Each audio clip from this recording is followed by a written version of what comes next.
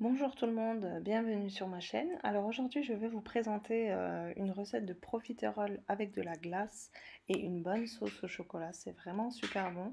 Et grâce à cette recette en fait vous allez pouvoir congeler vos choux et les garnir dès que vous le souhaitez en fait. Voilà, donc c'est une recette assez pratique, assez facile avec des ingrédients basiques. Franchement c'est une réussite. Vous ne pouvez pas louper vos choux avec cette recette. Ils ne vont pas retomber, ils vont être super bien gonflés et excellents. Donc si vous le souhaitez, on peut passer à la recette, mais avant ça, si vous n'êtes toujours pas abonné à ma chaîne, n'hésitez pas à le faire, ainsi qu'à activer la petite cloche, comme ça vous serez averti dès que je publie une nouvelle vidéo. Voilà, donc si vous le souhaitez, on peut passer à notre recette. On va commencer par faire notre pâte. Pour cela, je mets 250 ml d'eau dans ma casserole. Je mets une pincée de sel, 75 g de beurre, une cuillère à soupe de sucre. De toute façon, je vais vous mettre tous les ingrédients en barre d'infos. Donc 75 g de beurre. Et je vais faire bouillir le tout.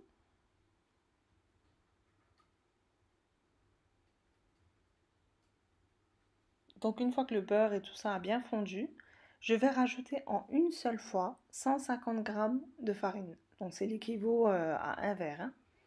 Voilà, donc je remue bien, vivement, toujours sur le feu.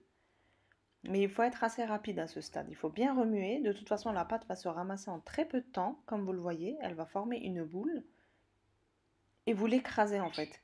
Vous la remuez, mais vous l'écrasez en même temps pour bien l'assécher en fait. C'est grâce à cette technique que vos choux vont être réussis.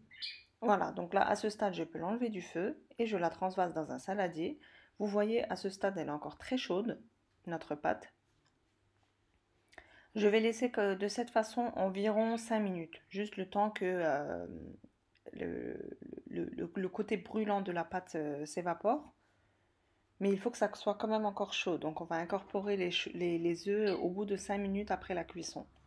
Voilà, donc là ma pâte elle est encore chaude. Et on va rajouter 4 œufs, mais un par un. Ça aussi c'est une étape très importante dans la recette des choux. Il ne faut jamais incorporer les œufs tous en même temps. Donc là moi j'ai utilisé un batteur au début pour faciliter. Donc j'ai mis un œuf, je mixe. Et dès que vous voyez, de toute façon vous le voyez à l'œil aussi que c'est incorporé. Dès que l'œuf est incorporé, je rajoute le deuxième. Là vu que je l'ai rajouté de l'autre côté, je ne sais pas si vous l'avez vu, mais j'ai rajouté mon deuxième œuf. Donc je continue à mixer. Et là je rajoute mon troisième. Pareil, je remixe même pas une minute quoi, hein, ça va tellement vite.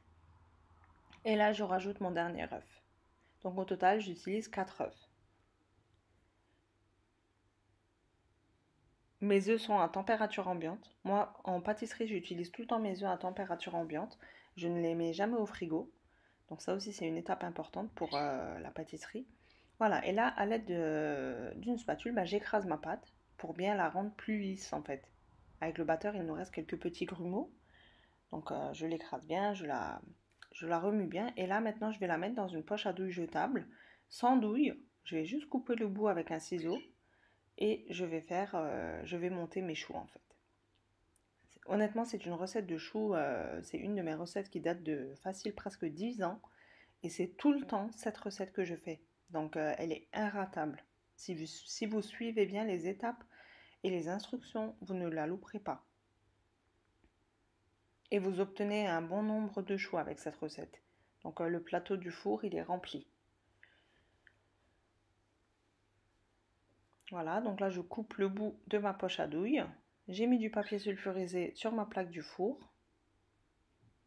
J'ai préchauffé mon four à 170 degrés. Si votre four chauffe beaucoup, vous pouvez mettre à 165 ou 160. Mais l'idéal, c'est 170. Et là, je poche mes choux.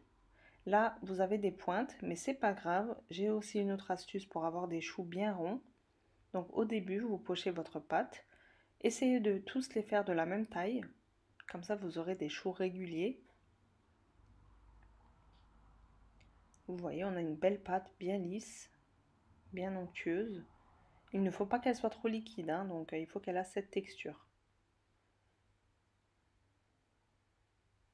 Et avec cette recette, comme je l'ai dit avant, vous obtenez une plaque entière, la plaque du four.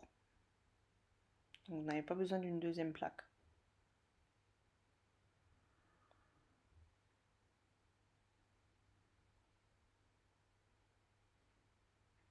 Voilà, et je poche mes derniers choux et c'est prêt. Enfin, du moins presque. Là maintenant, comme vous voyez, il y a des pointes au niveau des choux. Et moi, je ne veux pas avoir ce visuel en fait. Je veux avoir des choux vraiment bien jolis, bien ronds. Je trempe le bout de mon doigt dans de l'eau et je les aplatis, tout simplement. Voilà, comme ceci. Et grâce à cette technique, ben, on va avoir des choux bien ronds, bien jolis. Moi, je ne mets pas du jaune d'œuf ou quoi que ce soit, hein, donc, et malgré ça, ils vont avoir une belle couleur dorée. Juste rabattre les pointes, voilà, c'est suffisant. Et maintenant, j'enfourne dans mon four préchauffé à 170 degrés. Alors pour la cuisson, c'est très délicat, ça dépend de votre four, mais je vous conseille quand même de ne pas ouvrir la porte du four pendant au moins 30 minutes. Et au bout de 30 minutes, regardez par la vitre du four si c'est bien doré, et là vous vérifierez la cuisson. Pendant que mes choux cuisent, je prépare ma sauce au chocolat pour qu'elle ait le temps de refroidir. Alors moi j'utilise un sachet de sauce au chocolat prête à cuire. Ça se trouve dans les épiceries turques, mais vous pouvez très bien faire une ganache en faisant chauffer une brique de crème liquide et vous rajoutez 150 voire 200 grammes de chocolat. Une fois que la crème elle a chauffé, vous rajoutez le chocolat, vous remuez et en refroidissant, elle va aussi avoir la même texture, une texture bien onctueuse. Voilà, donc ma sauce au chocolat, elle est prête.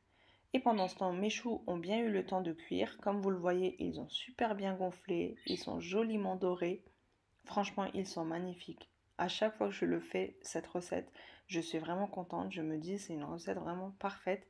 Et là, à la sortie du four, vous levez les choux. Et si vous les sentez très légers, ça veut dire qu'ils sont cuits et vous n'avez plus le risque qu'ils retombent. Les choux retombent seulement s'ils ne sont pas bien cuits. Et là, comme vous le voyez, à l'intérieur aussi, ils sont parfaitement cuits. Donc là, je les ai laissés refroidir et je vais les couper au milieu d'un quart comme ça pour pouvoir les garnir.